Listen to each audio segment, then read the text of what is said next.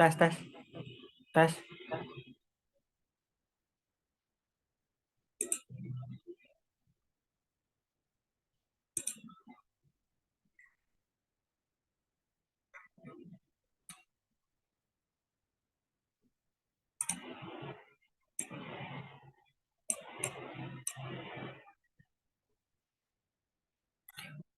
Oke. Assalamualaikum warahmatullahi wabarakatuh. And here I will to resume the journal with the title of Halal Supply Chain Halal Supply Chain Management Training Issues and Challenge by Hanini Ilyana C. Hashim and Sariwati Mosaf Sharifa from Malaysian Institute of Transport and Logistics atau MITRANS. Before of that, I will to introduce myself. My name is Muhammad Arya Karismanda. I'm from Tri Logistics. Next. Oke, pertama-tama kita akan membahas tentang abstrak. Di bagian abstrak ini penelitian bertujuan untuk menyoroti masalah dan tantangan terkait pelatihan halal dan program pelatihan halal yang dihadapi oleh industri halal secara umum saat ini dan untuk masa depan yang akan datang. Penelitian ini juga bertujuan untuk menyoroti kebutuhan pelatihan dalam industri halal dan pengembangan modal manusia yang tepat dan strategi perencanaan yang harus dilakukan untuk pemain industri halal agar industri halal terutama rantai pasok dan logistik halal dapat lebih siap untuk sertifikasi halal dengan standar MS 2400 2010 dan menjadi lebih kompetitif dalam bisnis logistik serta menampilkan citra dan persepsi halal yang baik. Oke, selanjutnya introduction, perkenalan. Industri halal telah berkembang menjadi 1,8 miliar konsumen secara global dengan nilai estimasi 2,1 triliun US dollar. Hal ini menciptakan permintaan yang tinggi untuk pengembangan modal manusia pertama.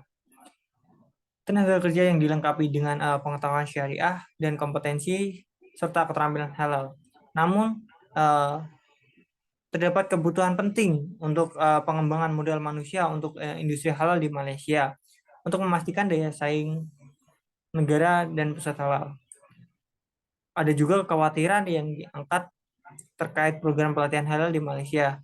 Ada penelitian masa lalu yang tidak mencukupi dalam area pelatihan halal dan pengembangan modal manusia karena semua pihak yang mengklaim mereka ahli dalam hal halal dan syariah. Berikutnya ini adalah beberapa pokok yang bakal kita bahas. Yang pertama the important and the development program. Yang selanjutnya adalah halal training program. Yang selanjutnya adalah problem dan yang terakhir adalah challenge. Oke, pada tinjauan pustaka yang pertama adalah pentingnya pelatihan dan program pengembangan. Di pasar global saat ini, perusahaan dan karyawan dalam industri memerlukan pelatihan dan pengembangan khusus dan terjangkau untuk meningkatkan daya saing mereka. Pelatihan merupakan salah satu aspek yang dari fungsi pengembangan sumber daya manusia organisasi. Kementerian Perdagangan Internasional dan Industri Malaysia pada 2006 lalu menyatakan bahwa masukan dan tujuan pelatihan halal dan program pelatihan halal berfungsi untuk yang pertama adalah memberikan pengetahuan dan pemahaman tentang halalan thayyiban sebagai mana didefinisikan oleh Halal Industry Development Corporation HDC from Malaysia. Yang selanjutnya adalah memberikan pengetahuan tentang proses memperoleh sertifikasi halal di Malaysia. Yang selanjutnya adalah produk tidak hanya halal tapi juga harus thayyiban atau higienis dan bergizi. Yang terakhir adalah mengidentifikasi manfaat sertifikasi halal. Oke, selanjutnya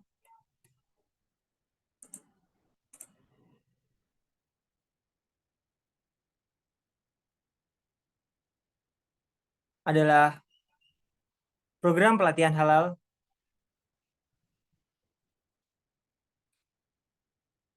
Pelatihan halal penting untuk pengembangan sumber daya manusia di industri halal ini. Sebagai konsumen produk halal, kita harus memiliki pendidikan dan pengetahuan dasar tentang halal sehingga kita mengetahui dan memahami masalah halal tertentu di industri dan pasar halal. Misalnya contoh logo halal yang tidak sah atau meragukan harus ditangani secara bijak dengan pengetahuan dan informasi yang memadai tentang logo halal tersebut dan memberi saran kepada manajemen perusahaan tentang cara mengatasi masalah ini dan menyelesaikannya secara efektif jika kita adalah karyawan. Bagi konsumen, kita sendiri juga harus mengetahui tren halal dan persyaratan halal saat ini pada makanan dan produk yang kita beli. Misalnya contoh, hak konsumen atas produk yang bersih dan higienis, halal dan aman untuk dikonsumsi dan dapat digunakan, pelayanan yang halal dan diperbolehkan oleh agama, hak konsumen atas pilihan pendidikan. Selanjutnya adalah halal dapat dibagi menjadi dua segmen yang terdiri dari produk dan jasa. Layanan yang terkait dengan halal ini termasuk makanan, kosmetik, pariwisata, transportasi, logistik, medis, perhotelan. Ada kebutuhan standar sesuai syariah yang ditetapkan oleh otoritas seperti Departemen Pengembangan Islam Malaysia atau Jakpin dan Departemen Standar Malaysia. Oke, selanjutnya adalah problem atau masalah.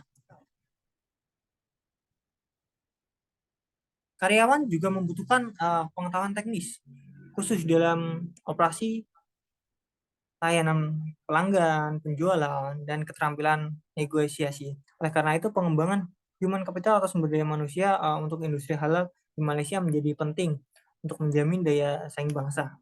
Namun, ada beberapa hal yang menghalangi Malaysia menjadi halal di dunia. Salah satu masalah yang diangkat oleh penelitian halal ini adalah kurangnya kesadaran halal di kalangan pelaku tentang konsep halal dan pemahaman tentang bahan, sumber, pengolahan, dan penyimpanan. Yang berikutnya adalah kelemahan kebijakan sertifikasi halal dan logo. Di Malaysia sendiri, sertifikasi halal dan logo belum terlalu kuat, jadi banyak yang kurang memperhatikan.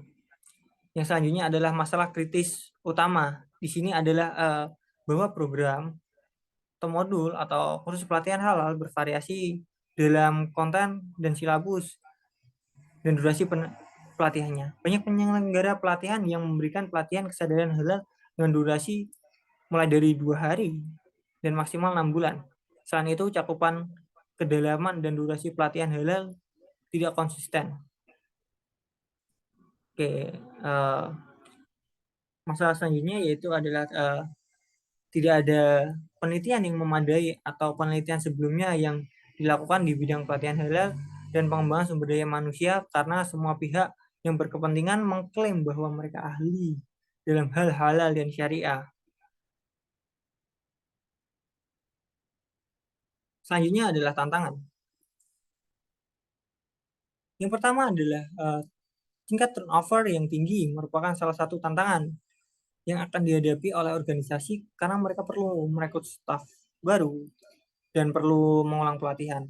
Perputaran yang mahal dalam hal perekrutan dan pelatihan yang diperlukan untuk menggantikan pekerja serta produktivitas yang hilang sementara pekerja baru belajar bagaimana bekerja sesuai dengan harapan. Faktanya, satu studi menemukan bahwa mengubah tingkat retensi naik dan turun menghasilkan perubahan yang lebih besar pada pendapatan perusahaan. Yang berikutnya adalah relevansi pelatihan dalam membangun komitmen karyawan. Karyawan mengikuti program pelatihan dengan harapan dan kebutuhan khusus. Akibat dari program pelatihan yang tidak sesuai dengan harapan dan kebutuhan peserta dapat berupa komitmen yang rendah, perubahan sikap yang negatif, dan peningkatan turnover. Selanjutnya adalah ketika ada karyawan yang tidak berpengalaman di perusahaan tersebut, kurangnya pekerjaan yang tersedia yang cocok untuk keterampilan tingkat pemula. Di beberapa pasar tenaga kerja, terutama di negara berkembang, terdapat ketidakcocokan demografis antara jumlah kaum muda yang mencari pekerjaan dan tingkat aktivitas ekonomi lokal. Selanjutnya adalah uh, pentingnya peran pentingnya peran pengusaha dalam meningkatkan profil pendidikan kejuruan bagi kaum muda. Mereka harus mengadopsi kebijakan SDM atau sumber daya manusia, di mana kebijakan ini dapat mencakup penciptaan peluang kepemimpinan progresif untuk pekerja kejuruan dan teknis. Seperti untuk pekerja lain, melalui pendampingan dan saran, promosi pendidikan berkelanjutan dan bersertifikasi tambahan, dan keterbukaan untuk konsultasi dan kontrak oleh mantan ahli yang tepat. Dan yang terakhir adalah pelatihan. Pelatihan yang sangat penting untuk memastikan lingkungan kerja yang aman di perusahaan atau suatu organisasi. Organisasi keselamatan dan kesehatan kerja menyatakan bahwa pekerja yang tidak terlatih lebih rentan terhadap cedera ini. Ini terjadi ketika pekerja kurang memiliki pengetahuan dan keterampilan yang dibutuhkan untuk menggunakan peralatan dan perlengkapan dengan aman. Masalahnya bisa berakibat fatal di lingkungan kerja yang berisi mesin gas yang berat ataupun bahan-bahan berbahaya lain. Oke, conclusion atau kesimpulan. Berdasarkan artikel atau jurnal yang saya bahas, dapat disimpulkan bahwa pelatihan dan pengembangan modal manusia dalam halal industri atau industri halal sangat penting untuk memastikan bahwa pelaku bisnis, masyarakat, dan karyawan memiliki pengetahuan yang cukup tentang persyaratan halal dan sertifikasi halal.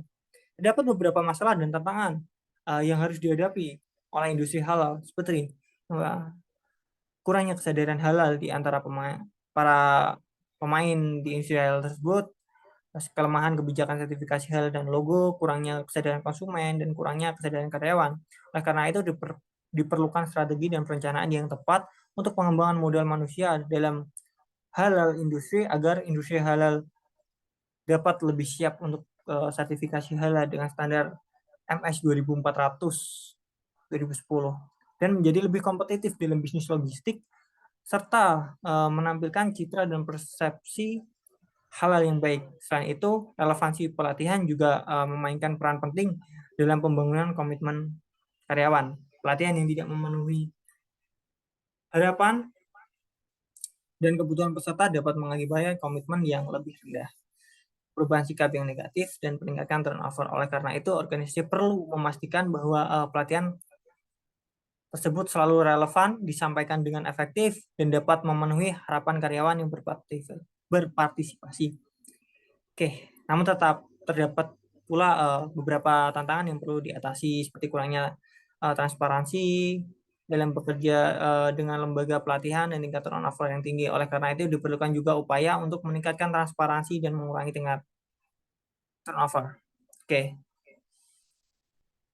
pelatihan dan pengembangan modal manusia dalam halal sangat penting untuk memastikan bahwa industri halal dapat terus berkembang dan memenuhi permintaan global dan produk dan layanan halal di dunia.